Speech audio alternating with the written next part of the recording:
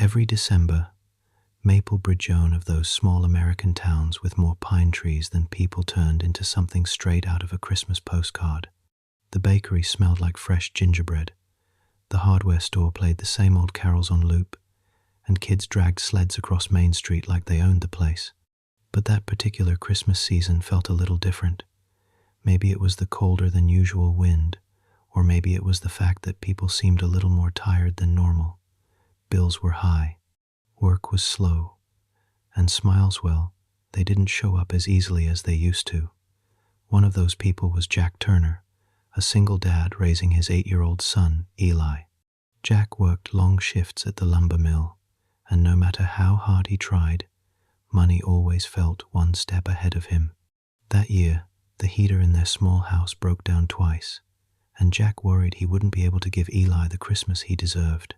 Still, every night, Eli insisted they take a short walk around town to look at Christmas lights. "It makes everything feel warm," Eli always said. Jack didn't have the heart to say no. One snowy evening, just a few days before Christmas, they stopped by the town square. A big spruce tree stood in the center, covered in lights that shimmered like tiny stars. At the base of the tree was an old wooden box with a sign that read, "Take what you need, leave what you can." Most folks in town knew the box. Sometimes it had canned food, sometimes mittens, sometimes nothing at all. Jack peeked inside. Tonight, it held only a single candy cane. "Dad," Eli whispered, "can we leave something?" Jack frowned. "Buddy, we don't have much to leave."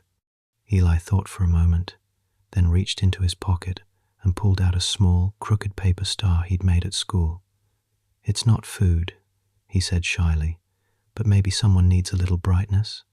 Jack swallowed hard. He didn't know whether to laugh or cry. They placed the star in the box and walked home through the snowy quiet. The next evening, as they passed the square again, something caught Jack's eye. The star was still there, but beside it sat a warm pair of wool gloves and a note. "Thank you for the light. Here's something to keep your hands warm."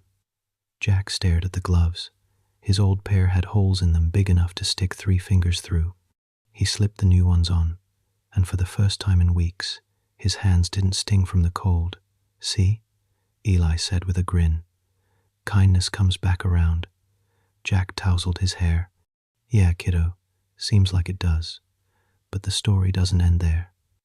Word spread about the little paper star. Folks started stopping by the box more often. Someone left a scarf. Someone else left hot chocolate packets. A teenager dropped in a tiny crocheted snowman. Little acts, small as snowflakes put together, they made something warm. On Christmas Eve, Jack and Eli walked to the square again. Snow fell in slow, soft flakes that melted the moment they touched your skin. When they reached the box, they found something new inside. A grocery store gift card, $50, with a note, "For the dad who teaches kindness by living it." Jack felt his throat tighten.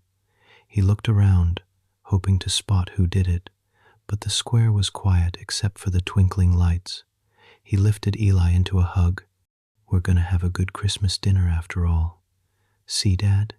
Eli said into his shoulder. "Kindness always finds its way back." And right then, under the glowing tree, with snow drifting all around and a warm gift in his hand, Jack realized something. Christmas wasn't about big miracles. It was about small ones, the kind people create for each other without expecting anything in return. And in Maplebridge, that Christmas, those small miracles were everywhere.